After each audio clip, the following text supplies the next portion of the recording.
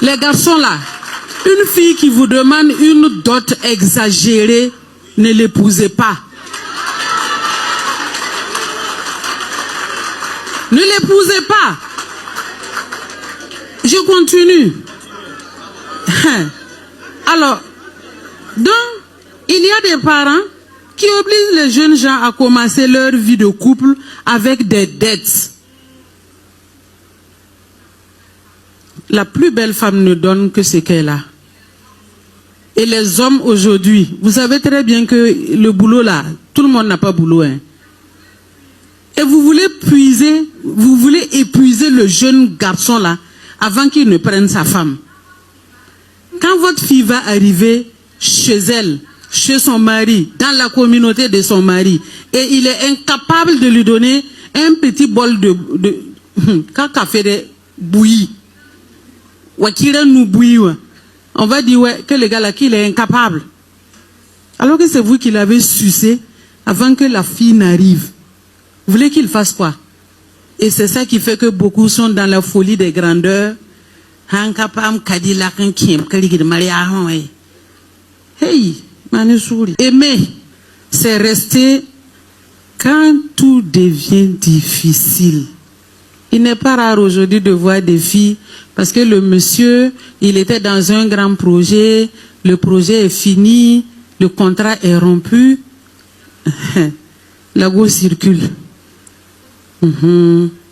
Quand c'était doux là, tu étais là, tu mangeais les cuisses de poulet là, et tu buvais ton zomcom ou bien ton lemolguik avec lui, et c'était doux. Quand c'était doux là, c'était doux.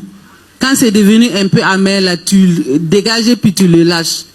Il va faire comment? La femme est le pilier de sa communauté. La femme est le pilier du foyer.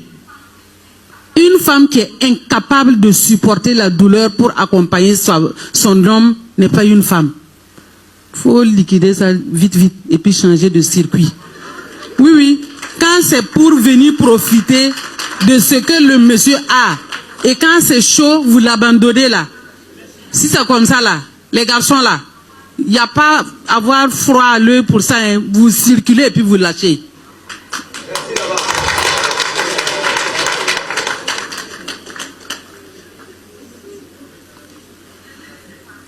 Aimer, c'est partager le peu sans compter et protéger l'autre comme on protège son propre village. Un amour enraciné, pas jetable. Sinon, on vit aujourd'hui là avec vos histoires d'amour jetable là. Faut pas vivre ça. Et moi, je reçois beaucoup de jeunes couples chez moi pour le coaching de couple et de développement endogène. J'ai souvent mal parce que ce sont les mamans qui amènent les enfants dans la dérive. Tu sais très bien que ta fille ne travaille pas. Elle n'a pas de salaire. Elle sort et elle revient avec 500 000, 1 million, un téléphone, comment vous appelez vos téléphones là? Elle amène ça et tu sais pertinemment qu'elle n'a pas les moyens pour s'acheter ça. Toi-même tu vends Soumbala quelque part et ta fille amène ça. Elle dort sur carton et elle amène des choses de millions dans ta maison et complice. Tu attrapes vous pour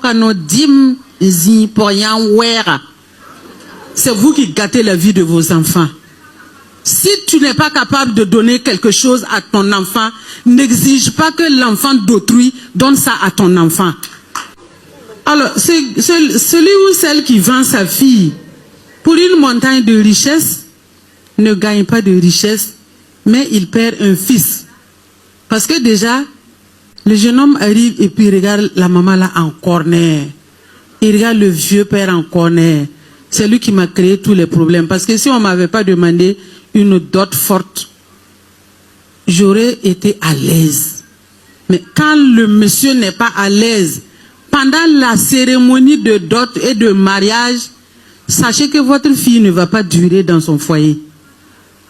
Aujourd'hui là, Madame le maire, il y a maman Maria Arambala. Je t'aime moi non plus. 14 février, jamais. J'étais moi non plus, il y a fille, tu t'en guettes. C'est fait de paille, quand on a un mètre, ouais. Mais nous, notre souhait est que chaque fille, qu'elle soit burkinabé ou africaine simplement, demande à sa grand-mère comment elle est arrivée en mariage. Un jour, il y a une de mes soeurs qui me dit que le monsieur là, qu'il est vilain. J'ai dit vilain. Comment ça? Elle me dit non, que son faciès là même, ça m'énerve. J'ai dit, ça t'énerve. Et puis tu bouffes son argent. Son faciès t'énerve et tu bouffes son argent. Bénédiction même a déjà quitté votre couple, votre relation. Parce que quand on dénigre déjà la personne avec laquelle on doit vivre jusqu'à la fin de sa vie, il y a un problème. Si vous n'aimez pas quelqu'un, ne bouffez pas son argent. Quand nous étions jeunes filles, si tu n'aimes pas garçon là, tu ne bouffes pas son argent.